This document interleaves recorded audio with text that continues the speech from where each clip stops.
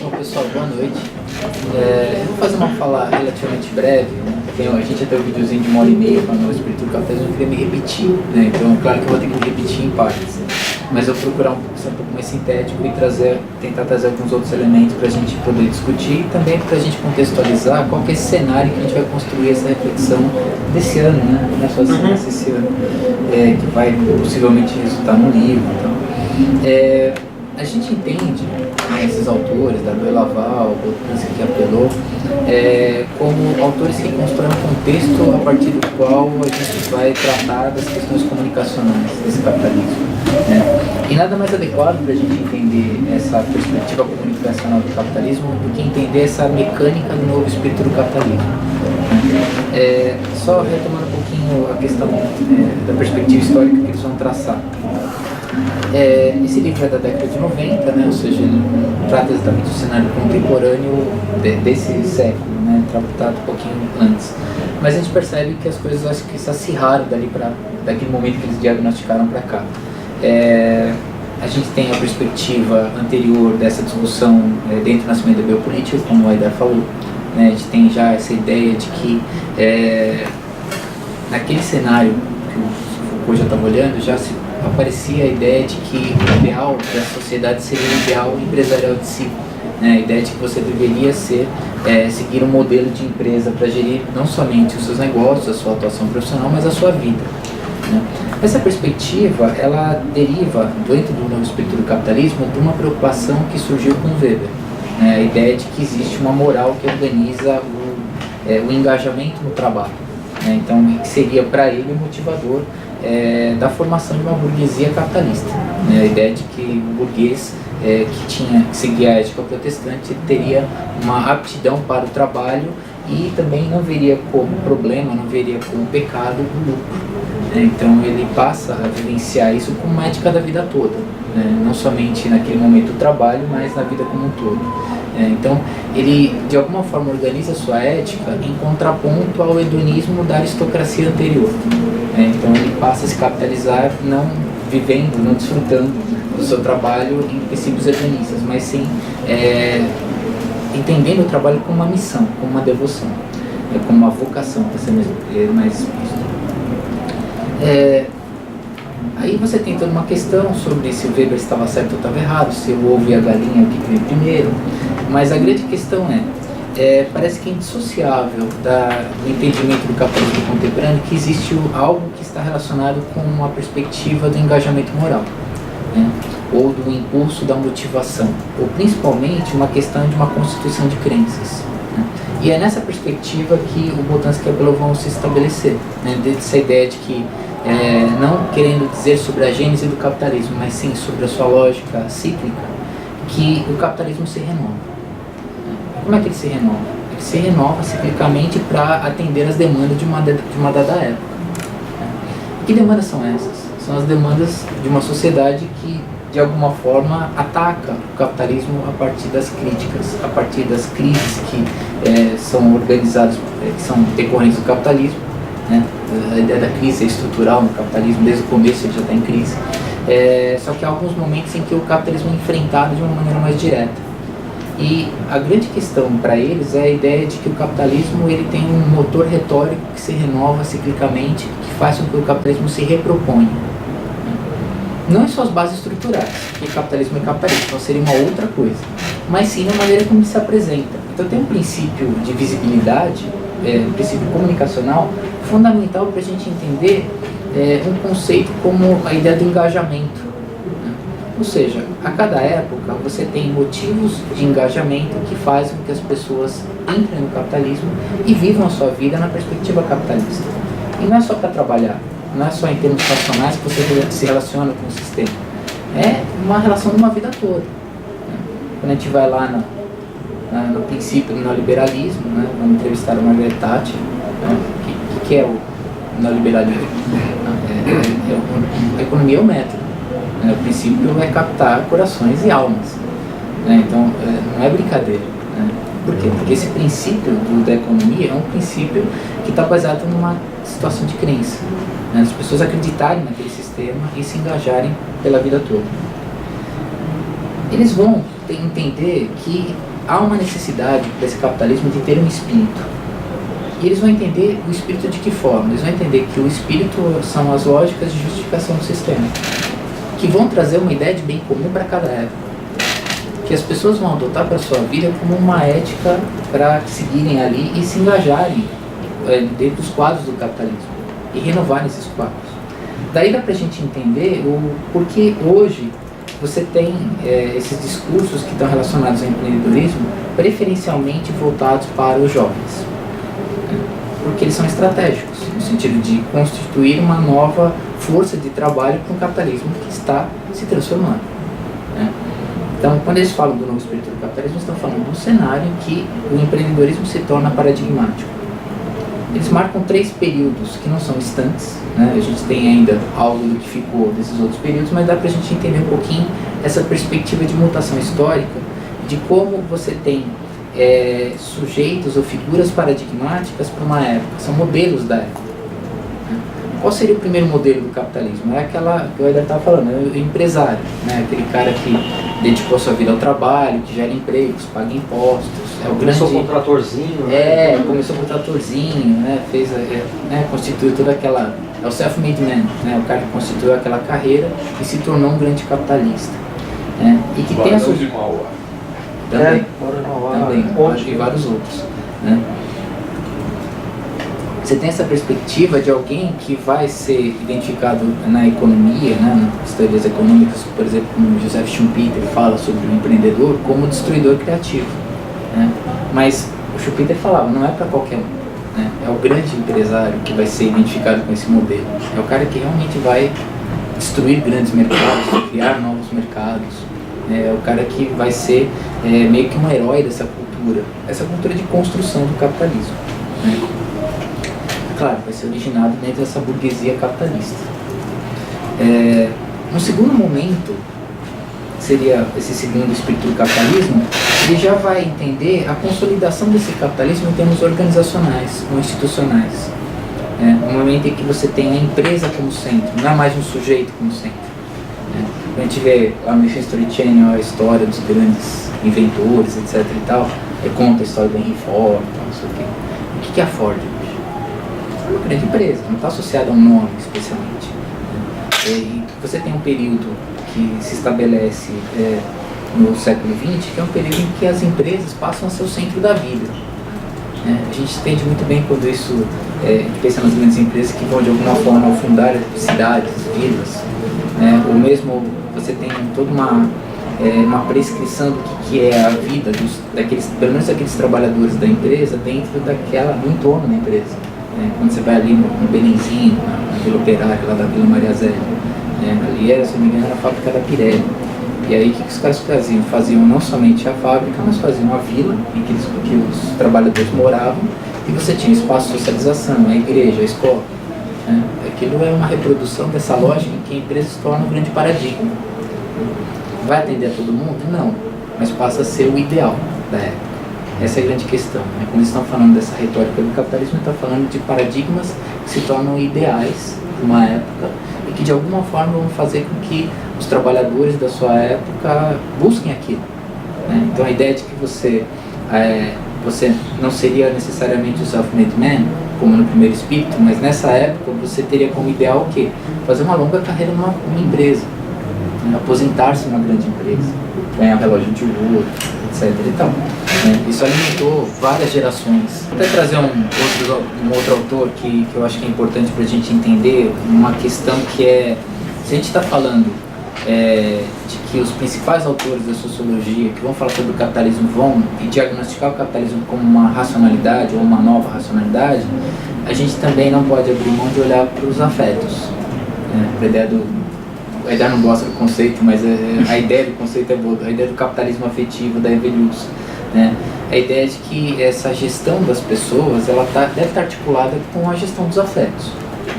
E a gente não consegue entender esse engajamento se a gente não entender que há um impulso que faz com que as pessoas entrem de corpo e alma naquilo, ou seja, há uma mobilização dos afetos para além da racionalidade.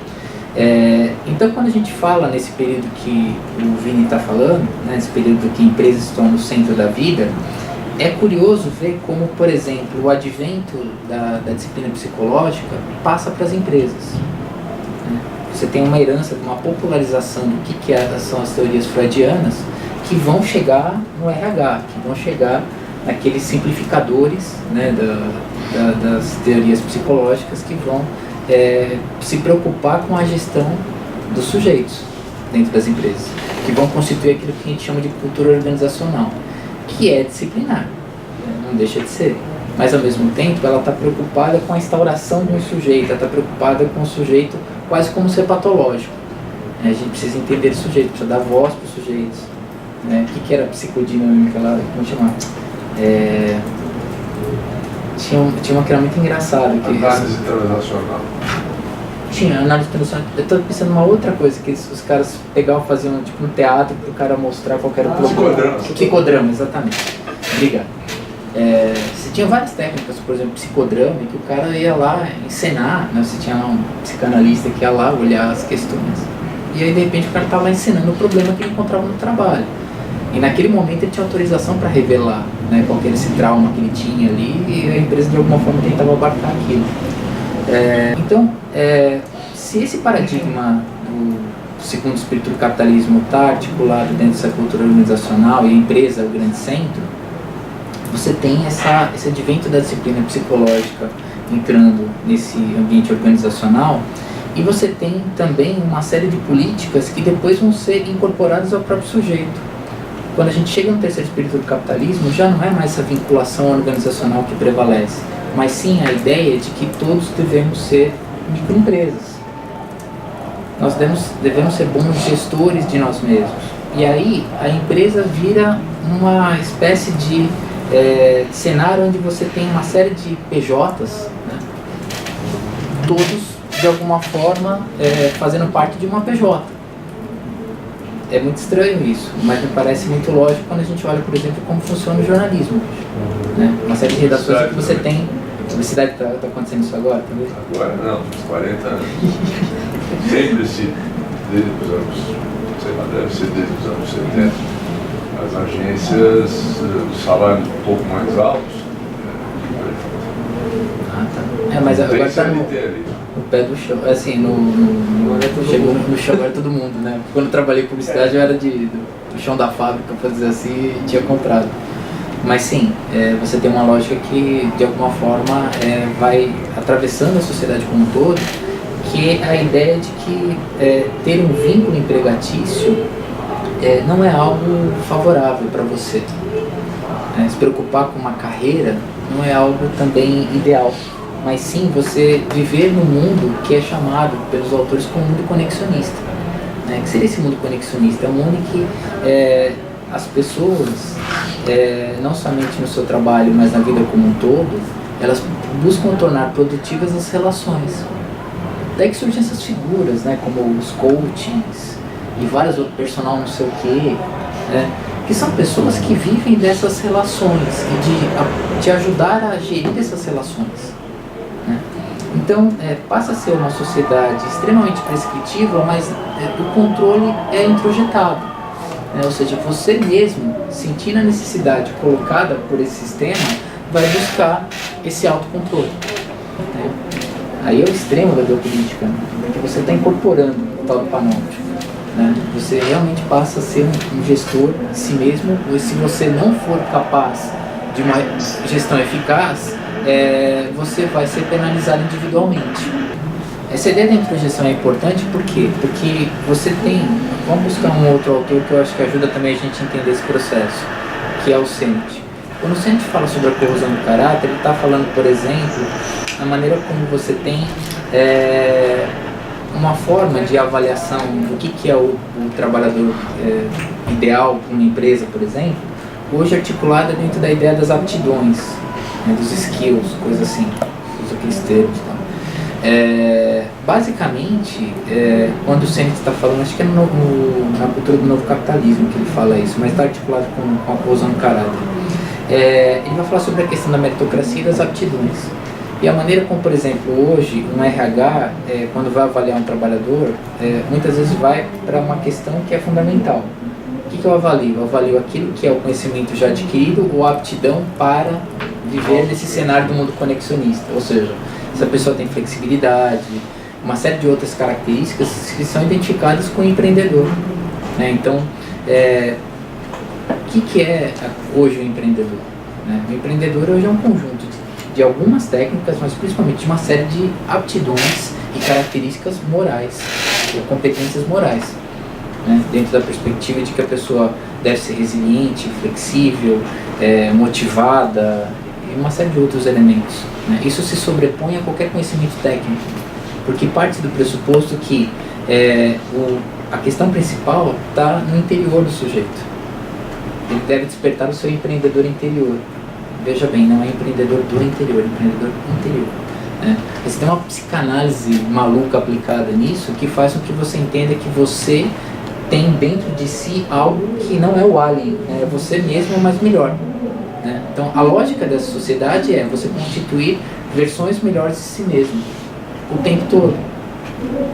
Isso entra, realmente é importante ter psicanálise porque, né, de alguma forma serve ou como terapia de si ou para dar uma justificativa não muito lógica para as coisas, mas que você assim entendi. Né? Isso que resiliência é meio que um santo graal desses caras. Sim, a entre capacidade de você suportar a pressão, a cobrança, enfim, tudo o que acontece e voltar para um estado produtivo rapidamente. Exato, exatamente. Né? Então, ser flexível, ser resiliente, né? É a ideia de que você suporta tudo e ao mesmo tempo você está sempre apto. Né? É a ideia do capitalismo 24/7, né? Ou seja, você não pode perder tempo, você tem aditivos para que você continue, né? Sempre mais. Né? E como diz o João Freire, não tem linha de chegada. Né? Quando a gente fala sobre a questão da cultura do desempenho, não existe linha de chegada, mas ao mesmo tempo você é sempre cobrado para ser mais. Né? E aí você vê o reflexo dessa cultura em uma série de coisas que vão realmente embaralhando, né, o cenário. E vão mostrando que essa ideia da sociedade empreendedora, como diz o Dardot Laval, ela realmente se concretiza nas pequenas coisas. Né? Eu acho que uma das coisas que mais me chama a atenção é a maneira como é constituída a ideologia da geração Y hoje. Né? Só que mas a geração Y está ultrapassada, tem a Z, tem não sei o que, os milênios, etc e tal. Mas assim, você tem a ideia de uma geração que foi construída dentro de uma lógica de absoluta ruptura com o que havia antes. Como se fossem nativos empreendedores, não mais nativos digitais. Eles já nasceram na cultura empreendedora, nasceram para ser empreendedores. Você tem uma ideia de uma naturalização dessa lógica do que é ser jovem. Né? Todos os jovens estão aptos a ser empreendedores. Todos eles adoram trabalhar por projetos e não vínculos empregatícios. Eles não têm paciência. E você tem que lidar com eles, porque eles são o futuro da nossa sociedade. Então você tem que se adequar a eles. Né? Isso chega, por exemplo, nas propostas educacionais. O princípio de você ter que dar aula, já te passo. Você vai dar aula, mas você não pode fazer uma aula expositiva. As pessoas só vão prestar atenção em 20 minutos. Tá, mas o que eu faço então? Deixa eu trazer uma discussão, que é uma discussão que não está no Novo Espírito do Capitalismo, mas por acaso hoje eu dei aula sobre isso, que é a discussão sobre o princípio econômico, ou a sociedade de mercado por Karl Polanyi, né, o sociólogo de origem húngara que nasceu em Viena. Ele estava falando sobre o que seria a grande transformação da sociedade. E ele faz um retrospecto, ele faz uma crítica muito grande aos economistas tradicionais. E qual que é a grande crítica dele? Exatamente essa perspectiva de que o engajamento na economia é algo natural ao ser humano. Né? Então ele vai criticar o Adam Smith, por exemplo. O Adam Smith, na Riqueza das Nações, ele fala claramente, ele usa várias vezes o termo natureza. É impressionante como ele usa a ideia de que a economia é algo que vem da natureza. E quando o Karl Polanyi vai fazer essa crítica, ele fala sobre a noção de mercadorias fictícias. É bem interessante a ideia. Ele de alguma forma vai dialogar com o Karl Marx. E ele vai falar que tem 3 princípios organizadores da constituição do ser social, que é a terra, o trabalho e o dinheiro. E que essas coisas são pré-existentes ao capitalismo, mas no capitalismo elas se transformam. E é exatamente por conta disso que elas se tornam algo inerente ao capitalismo. Então, aquilo que seria de alguma forma inerente à sociedade constituída anteriormente ao capitalismo, que seria a ideia de transformar na natureza, que está associada à Terra, passa a se tornar uma transformação da natureza para construir valor de mercado. O trabalho, quando a gente vai entender o trabalho como inerente à constituição do ser social, a gente está falando de um trabalho em sentido amplo, como o Karl Marx fala. Só que no capitalismo vira força de trabalho, também vira mercadoria. Sim. E o dinheiro, a prática das trocas do dinheiro, ela é uma coisa antes e se torna outra no capitalismo, porque o dinheiro se torna a mercadoria que corresponde universalmente a todas as outras coisas. E o próprio dinheiro em si vira um objetivo. Né? Porque o que é o Bitcoin hoje? Né? Para algumas pessoas, ou pelo menos para o Jornal da Globo, pode ser uma alternativa de vida. Capital gera capital, né? Então é muito engraçado, hoje eu citei esse exemplo em aula, que acho que foi no Jornal da Globo, não faz muito tempo. Fizeram uma matéria sobre mais uma queda de postos de trabalho, né, na nossa sociedade, né, que, claro, é culpa do PT. Depois de 3 anos, sei lá, continua sendo culpa do PT. E logo depois dessa matéria sobre fechamento de postos de trabalho, os caras colocam uma matéria falando de pessoas que ficaram milionárias investindo em Bitcoin. Então, assim, juntando o Lé com o Cré, qual que é a saída? Né? Já que não tem mais trabalho, invista em Bitcoin. Para que você precisa trabalhar? Né? Basicamente, a resposta que é dada dentro de vários cenários, vários momentos, né? Então, falam sobre queda de emprego. Qual que é a resposta? Mas no Sebrae as pessoas estão se virando. Olha lá, tem gente que está fazendo chocolate em casa. Né? Um engenheiro que está trabalhando no call center. Né? Assim, ou seja, você tem a ideia de que sempre há uma resposta para aquilo, e a resposta está centrada no sujeito, né? Ou seja, na individualização. Então, voltando à questão que você coloca, ser empreendedor não é algo natural ao sujeito. Talvez se há algo de natureza, mas do ser social, não do ser humano de maneira geral, a ideia de que ele precisa transformar a natureza para sua subsistência, né? Que isso caracteriza o homem, segundo Marx e Engels. O homem que se adapta, inclusive cria ferramentas para transformar a natureza em benefício próprio. Talvez a gente possa falar que isso tem algo de natural, mas é uma constituição já do ser social, né? Então já é uma natureza construída pelo homem. Agora, essa natureza em que você se torna empreendedor, e você tem um empreendedor interior, a tua psicologia pode ser moldada para você revelar aquilo que já está com você, já é um exercício bastante curioso de retórica. Né? E é um espírito capitalista, né? O que justifica e faz com que isso seja atrativo e que faça sentido para as pessoas é a presença de um espírito do capitalismo que faz com que isso ganhe sentido. Isso só é justificável se você entende que existe o paradigma do empreendedor como modelo de uma cultura contemporânea. Então, é aquela questão que está muito associada à crença mesmo. Quando você fala empreendedor, é uma palavra que a maioria das pessoas não sabe definir, mas todo mundo entende.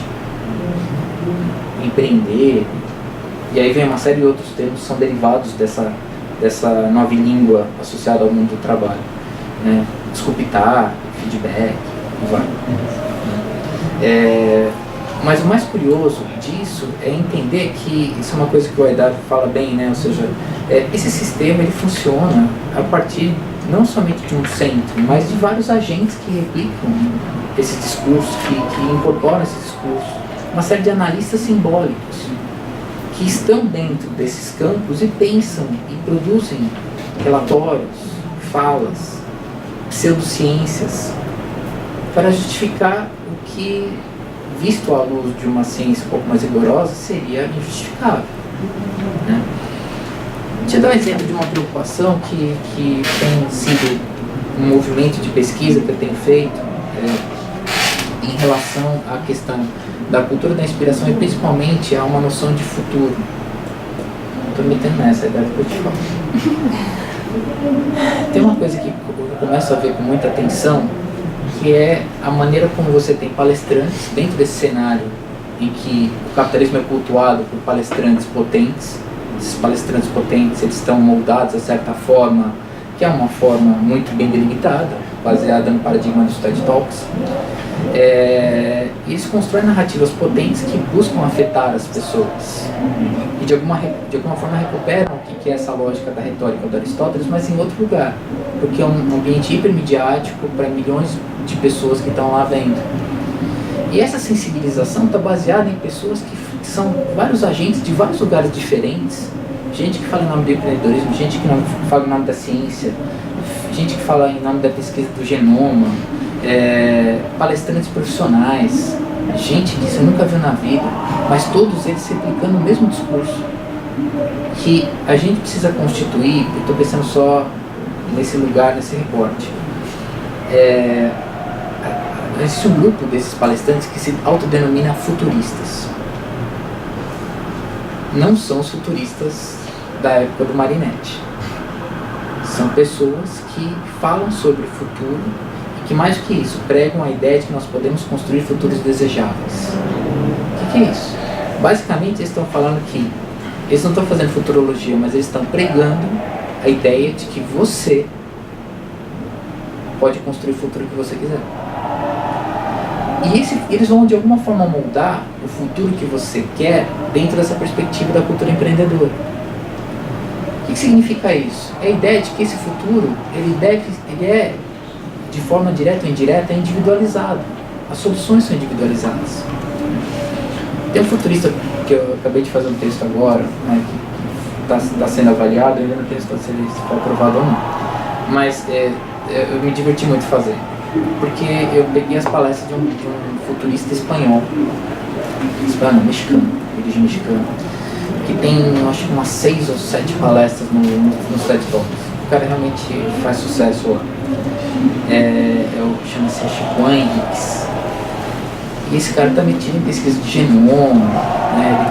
Ele tem uma teoria do homo evolutivo, ele inventou um conceito.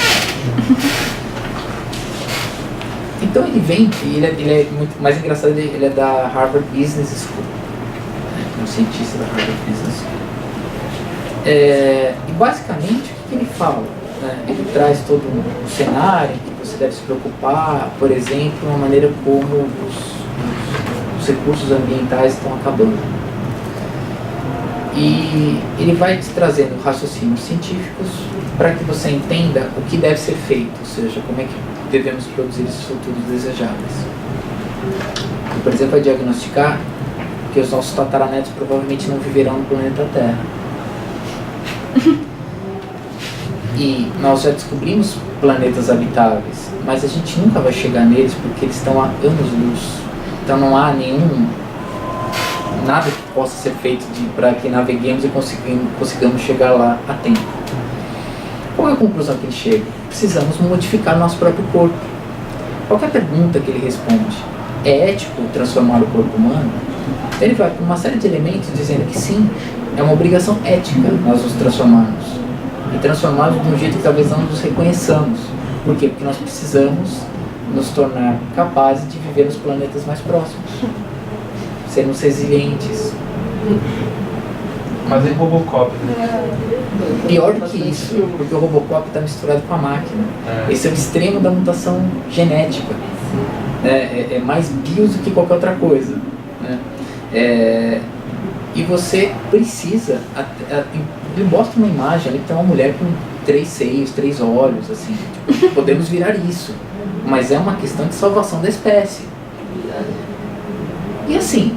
Ele fala isso quase em termos de individualização, ou seja, convocando cada um de nós a fazer isso. E escapa a ele uma coisa que é cara ao Cal Polanyi quando fala sobre a sociedade econômica, ou seja, as institucionalidades. Ou seja, existe um mercado que está relacionado a isso. Tem um texto que eu acabei achando para preparar a aula, acabei não lendo com muita atenção, mas depois, eventualmente, a gente pode ler em outras circunstâncias. Mas é um texto da Nancy Fraser tentando atualizar as discussões do Cal Polanyi. E ela vai trazer o cenário de crise, um dos cenários de crise está relacionado à natureza. E ela vai falar exatamente sobre esse mercado que está sendo constituído em torno do BIOS, em torno da pesquisa genética, DNA, etc. e tal. O mercado está sendo constituído, isso como um cenário de uma crise muito contemporânea do capitalismo. Temos um problema para ser resolvido, mutação de sementes, etc. e tal. Quem está gestando isso? Quem está gerindo isso? E para onde isso vai? Na fala do Juan Henriquez, é uma questão individual. Ou seja, cada um de nós deve apoiar e entrar nisso e talvez até modificar o próprio corpo se for possível. Né? Então, aí você vê claramente que os princípios de uma cultura empreendedora estão articulados, mas longe do que é o empreendedorismo como negócio. É basicamente a ideia de que você deve ser um gestor eficaz de si mesmo no futuro. Você deve gerir o futuro, e aí o futuro vira futuro desejável. Se você botar no Google futuro desejável, você vai chegar em um monte desses palestrantes. Inclusive uma futurista brasileira que chama-se Lala Delenzengo, que foi uma atriz da Globo. Depois que ela saiu da Globo, ela se tornou, não sei o que ela andou fazendo, mas depois que ela parou de ser atriz, ela virou futurista e consultora de negócios. Então até o próprio exercício, né, do futurismo vira algo baseado na ideia da gestão. Porque esses futuristas também vão trabalhar dentro da ideia de uma nova economia. Porque eles são pragmáticos, eles são utilitários, eles tornam aquilo possível. Então, se as empresas estão preocupadas com o futuro, eu posso te vender uma consultoria. Né? Então aí a gente entende claramente como é que se dá essa ideia da gestão generalizada para a sociedade como um todo. Porque tudo é passível dessa lógica da gestão. O centro é o sujeito, mas o sujeito também oferece isso como negócio, como mercadoria. Então você tem essa lógica generalizada e às vezes até some o nome empreendedor ali. Mas a lógica do empreender a si mesmo passa a ser a referência geral de toda uma cultura que se organiza ali. Basicamente o que a gente entende do novo espírito do capitalismo é uma função que é essencialmente comunicacional do capitalismo, que vai produzir crenças e justificativas para a própria operação do capitalismo. E essas justificativas e essa função comunicacional, ela tem como princípio a instauração de indivíduos que são convocados para agirem e se engajarem nesse sistema. E esse engajamento é baseado nessa cultura empreendedora, contemporaneamente. Ou seja, são os princípios do empreendedorismo que regem esse engajamento. Então, se está faltando emprego, na retórica do capitalismo é uma coisa boa, porque você pode realizar seus sonhos. E isso é um movimento de incorporação da crítica que foi feita anteriormente ao capitalismo em outros momentos.